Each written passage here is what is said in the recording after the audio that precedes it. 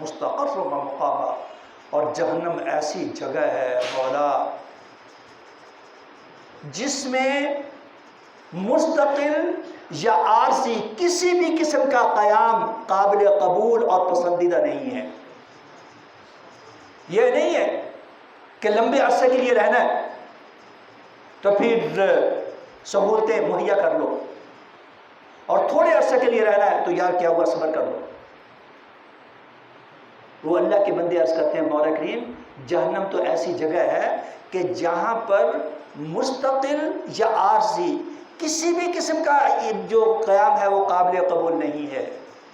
نبی رحمت نور مجسم صلی اللہ علیہ وسلم فرماتے ہیں کہ جہنم میں جو کم ترین عذاب کسی بندے کو دیا جائے گا، کم ترین عذاب،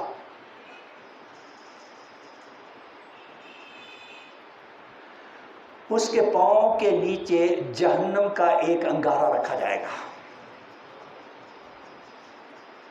ایک انگارہ، لیکن اس انگارے کی شدت، اس کی حدت، اس کی تپش کتنی ہوگی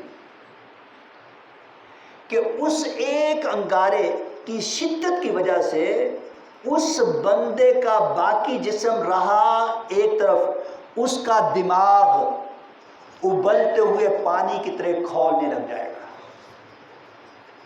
اندازہ کریں باقی جسم کا کیا حال ہوگا۔ تو اللہ کے وہ بندے التجائیں کرتے ہیں، ہمارے لیے بھی یہ التجاؤں کی وہ رات ہے۔ اللہ کے پسندیدہ بندوں میں شامل ہونے کا ایک موقع ہے، اور جس قدر ہو، ضروری نہیں ہے کہ پوری رات۔ ہمارا بڑا عجیب و غریب معاملہ ہے، ہمارا کوئی رات کا اگر فنکشن ہوتا ہے نا تو رات کے ابتدائی حصے میں ہوتا ہے۔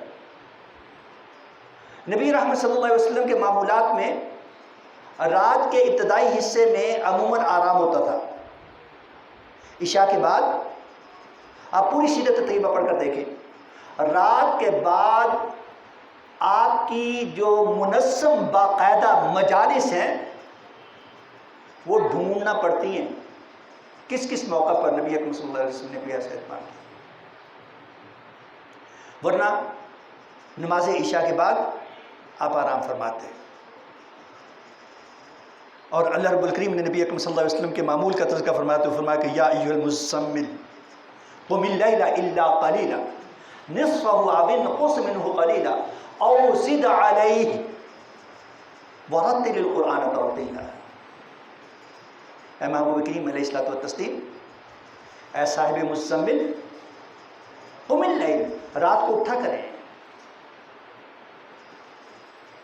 یاد ہے کہ نماز تہجد امت کے لیے نفل ہے اور نبی اکرم صلی اللہ علیہ وسلم سمیت تمام انبیاء پر فرض تھی۔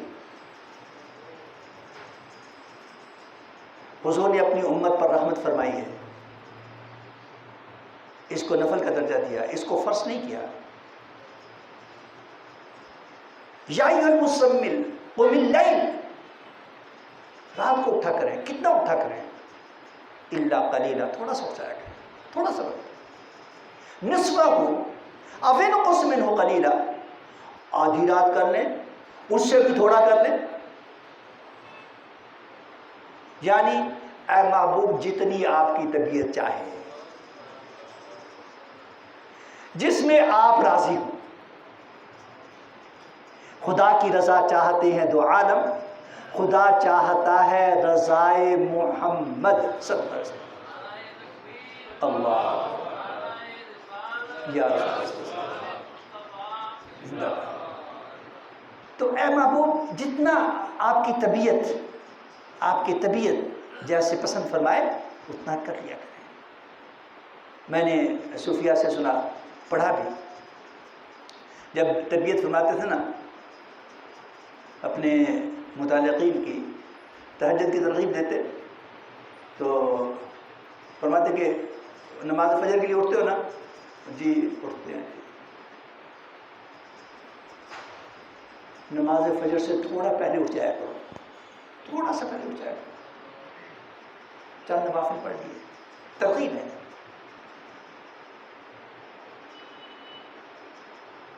تو عام حالات میں بھی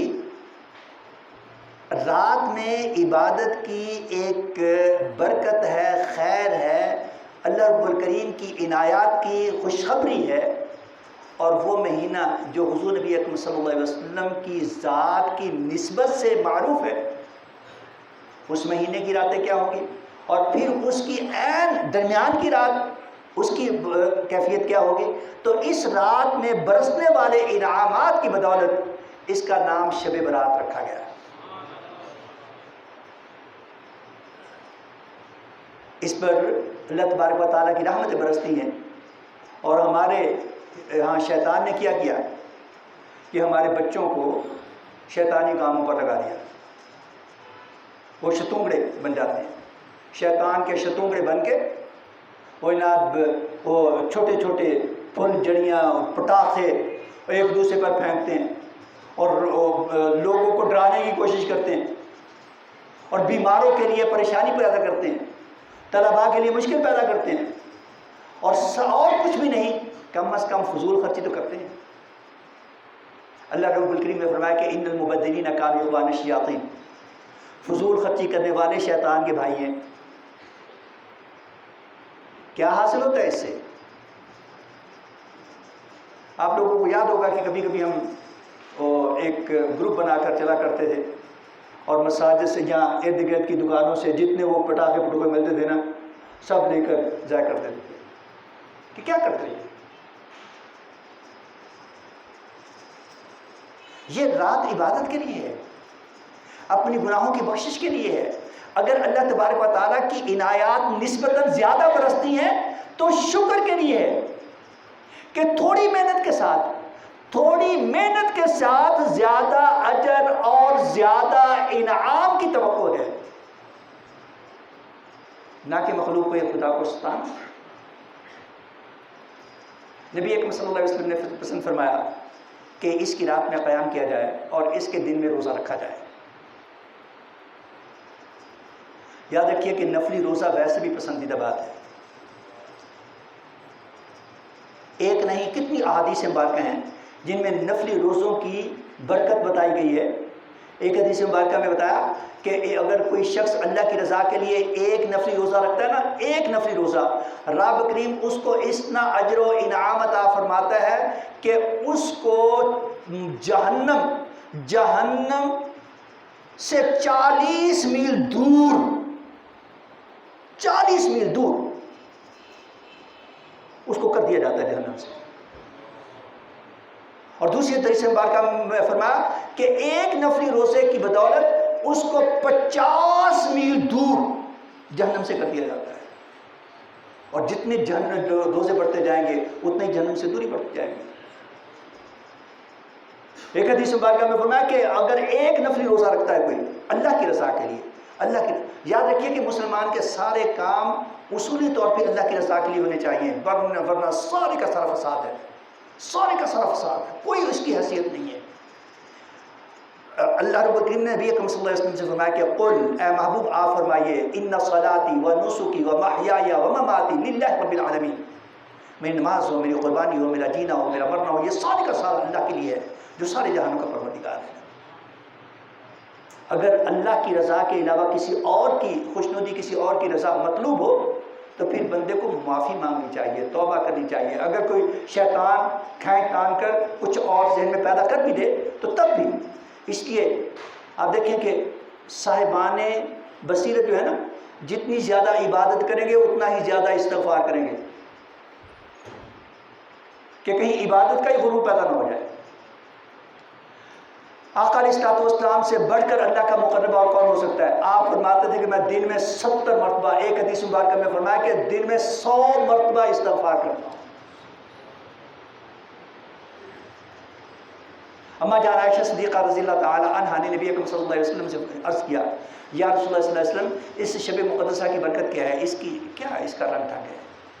آپ نے فرمایا کہ اس رات میں فیہا یفرق من کل امر حکیم، قرآن پاک میں اللہ رب العالمین نے فرمایا کہ اس رات میں ہر حکمت والا کام تقسیم ہوتا ہے. اور فرمایا کہ اس رات میں رزق تقسیم ہوتا ہے آئندہ سال کا. اور فرمایا کہ اس رات میں آئندہ سال پیدا ہونے والوں کی لسٹیں وہ ڈیلیور ہوتی ہیں. اور یہ فرمایا کہ آئندہ سال جن لوگوں کا دنیا سے کوچ ہونا ہے ان کا بھی فیصلہ صادر کر دیا جاتا ہے۔ کتنی عام بات ہے، تو اس کو ضائع نہ کیا جائے۔ اگر زیادہ اندیشہ ہونا تو نماز عشاء پڑھ کے سو جائیں، آرام کریں، نماز عشاء پڑھیں، باجماعت پڑھیں اور سو جائیں، اور صبح اٹھ کر باجماعت نماز عشاء پڑھ لیں۔ تو آقا علیہ الصلوۃ والسلام نے اپنی رحمت سے یہ خوشخبری سنائی ہے کہ میرا جو امتی نماز عشاء پڑھ کے سو جائے اور صبح باجماعت نماز فجر پڑھ لے، اس کی پوری رات یوں گنی جائے گی کہ جیسے اس نے پوری رات عبادت میں گزاری ہے۔ کتنی آسانیاں ہیں۔ اللہ تبارک و تعالی ہمیں مزید آسانیاں اور برکت عطا فرمائے۔ وآخر دعوانا ان الحمد للہ رب العالمین۔